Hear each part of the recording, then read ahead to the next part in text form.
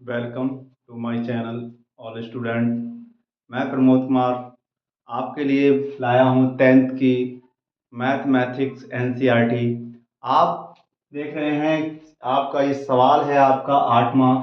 प्रमेय 6.2 का प्रयोग करते हुए सिद्ध कीजिए कि एक त्रिभुज किन्हीं दो भुजाओं के मध्य बिंदु को मिलाने वाली रेखा तीसरी भुजा के समांतर होती है। तो बेटा, आपने पढ़ा है त्रिभुज। त्रिभुज में आप देखेंगे, पहले ट्रायंगल बनाएंगे। ट्रायंगल बनाने के बाद एज्यूम कर लेंगे इसके वर्टेक्स। वर्टेक्स एज्यूम करने के बाद, शीर्षों को लेने के बाद इसके मध्य बिंदुओं पर कोई भी एक लाइन खींचते हैं हम। जिस लाइन के जो प्रच्छेद होता है, यानी कि एक दूसरे को कट करता है, उस बिंदु को हम एक डी नाम दे देते हैं, दूसरे का नाम हम ई दे देते हैं। इसने बोला ये आपस में है मध्य बिंदु। इसने बोला आपस में ये क्या है, मध्य बिंदु है।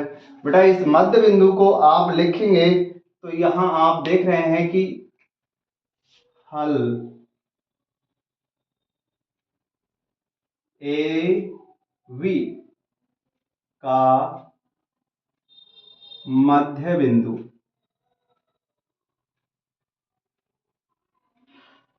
मध्य बिंदु आपका है बेटा डी।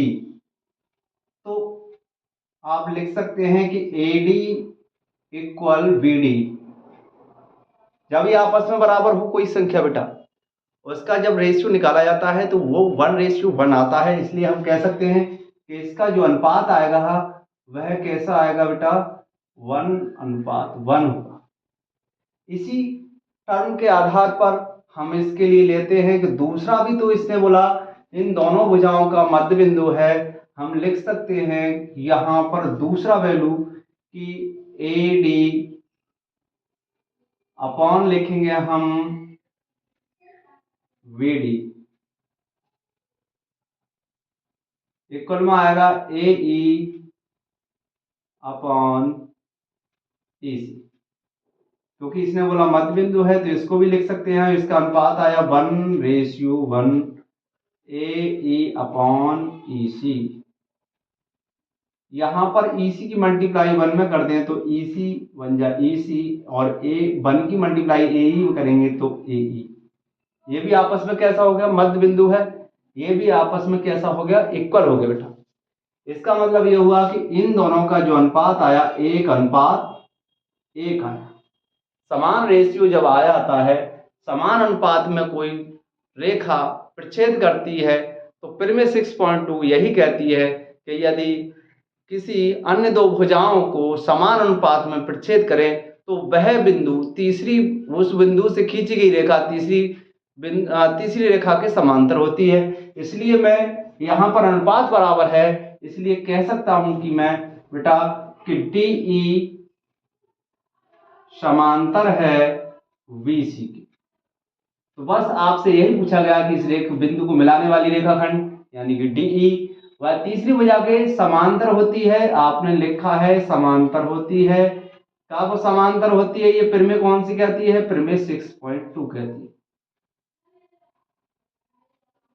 6.2 के अनुसार आपने इतना लिख दिया। ये अनुपात किस प्रकार से लेके आए मैंने आपको समझाया बेटा। कोई भी मध्य बिंदु होता है बराबर काटता है, एक का अनुपात लिखा तो दूसरी रेखा बराबर हो गई। इसका भी 1:1 आएगा, इसका भी 1:1 आएगा, तो 1:1 के लिए 1:1 लिख सकते हैं। इसलिए इनका अनुपात बराबर हो, उसमें प्रमेय लग जाती है। 6.2 कहती है कि वह बिंदुओं को रेखा खींची जाती है, वह तीसरी रेखा के समांतर होती है। यही सिद्ध कराने को कह रहा था। मुझे उम्मीद है कि आपकी ये समझ में आया होगा सवाल। ठीक, यहां आप लिख देंगे सिद्ध हुआ।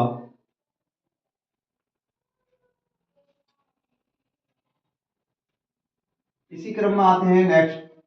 यहां पर लिखा है एबीसीडी एक समलंब है। एक समलंब बनाएंगे आप। समलंब में आप जानते हैं बेटा, दो लाइन आपस में समांतर तो होती हैं बट वह आपस में बराबर नहीं होती।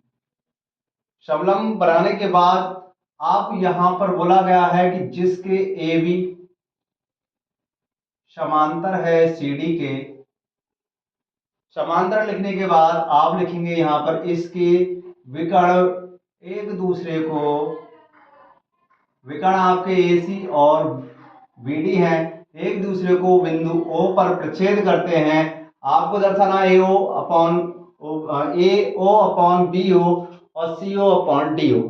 इसके लिए लाने के लिए बेटा यहाँ पर आप एक्ज्यूम, आप देखते हैं समलंब के अंदर क्या होता है, ABCD एक समलंब है, समलंब है। इस हल में आप देखेंगे जब कोई समलंब होता है तो AB समांतर है DC के। जब रेखा समांतर है आप देख रहे हैं तो हमारे लिए यहाँ पर एज्यूम करना पड़ेगा, मानना पड़ेगा कि यहाँ पर कोई लाइन है। यहाँ मैंने ये ले ली, एक लाइन का नाम इसका रखूंगा मैं E रख देता हूं। तो EO समांतर है CD के। जब कोई किसी की समांतर रेखा हो प्रमेय लगती है 6.1, प्रमेय 6.1 के अकॉर्डिंग ये प्रमेय कहती है 6.1, जब कोई किसी भी अन्य भुजाओं को अलग अलग बिंदुओं पर प्रच्छेद करती हुई कोई रेखा खींची जाती है तो वह अन्य दो भुजाओं को समान अनुपात में प्रच्छेद करती है। इसलिए मैं लिख सकता हूं कि AE अपॉन में ED इक्वल में लिखेंगे AO अपॉन में OC। ये इक्वेशन फर्स्ट हो गई। नेक्स्ट इसी क्रम में आप देख रहे हैं बेटा DC किसके समांतर है, AB के। तो मैं यहां लिख सकता हूं कि AB समांतर है CD के और CD समांतर है EO के। तो इसका कहने का मतलब हुआ कि AB समांतर होगा EO के। तो अब ट्रायंगल को देखेंगे ADB में, ADB में इस ट्रायंगल के अंदर आप देखेंगे कि इसमें भी हमने देखा कि ये समांतर है, प्रमेय फिर से लग जाएगी। तो दोबारा प्रमेय लगाते हैं तो आपको हिंदी में लिखना होगा पुनः प्रमेय 6.1 के अकॉर्डिंग अनुसार। इसके अनुसार लिखेंगे तो आप देखेंगे पहला वाला बिंदु आएगा DE अपॉन में आएगा AE, इसी क्रम में जाएंगे DO और इसी क्रम में जाएंगे BO। आप इसका रेसिप्रोकल कर देंगे तो AE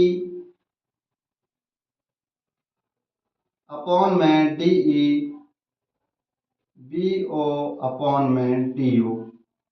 इक्वेशन सेकंड होगी। यहां आप देख रहे हैं कि जब कभी भी कोई भी एक वैल्यू समान आ जाए तो उनमें तुलना कर देते हैं। मैं इस प्रकार के कई शब्द समझा चुका हूं, आपने नहीं देखी हो वीडियो तो प्ले लिस्ट में ऊपर बना हुआ है। इससे पहले के सम्स हैं जो आपका 6th, 5th, 4th उसमें आपका इस प्रमेय का यूज हुआ है। तो नेक्स्ट देखेंगे बेटा, इसकी कंपेयरिंग कर देंगे समीकरण 1 व 2 की तुलना करने पर।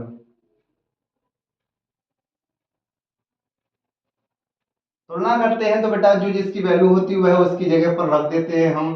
तो यहाँ पर AO अपॉन OC, इसी क्रम में देखेंगे कि यहाँ पर ये वैल्यू सेम है, वह हट जाती है, बचा क्या BO अपॉन में DO। बेटा एक बात आपने पढ़ा होगा कि 1/2 बराबर 1/2, क्रॉस कर दे हम यहाँ पर 1/1, ये वाला यहाँ ले आए, ये वाला 2 यहाँ ले जाए तो 2 1 जा 2, 1 1 जा 1। कोई रेशियो को कोई फर्क पड़ा, अनुपात पर कोई फर्क नहीं पड़ता है, इसलिए यहाँ पर क्रॉसिंग कर देते हैं। तो क्रॉस मल्टीप्लिकेशन करेंगे तो ये हो जाएगा AO अपॉन BO इक्वल में OC अपॉन DO। यह जो लेके आए वैल्यू, यह आप इससे मैचिंग करना स्टार्ट हो गया, इसी को कह देंगे सिद्ध हुआ। बेटा इसमें आपके लिए सम्स बहुत ही ज्यादा सरल लगने चाहिए क्योंकि इसका आंसर दिया होता है, आपको कोई अलग से नहीं केवल प्रमेय का यूज करना है। यदि आप प्रमेय याद करें पहले, उसके बाद वीडियो को भी देखते रहें और जिससे आपके समझ में आए। तो मुझे उम्मीद है कि ये सवाल समझ में आया होगा। तो इस वीडियो को लाइक करें एंड शेयर करें और अपने साथियों को भी बताएं कि इस प्रकार से एक चैनल है मैथ्स पीके भाई, जिस पर फ्री कॉस्ट में आपके लिए मैथ्स पढ़ाया जाता है। आपका इस वीडियो को देखने के लिए बहुत बहुत धन्यवाद।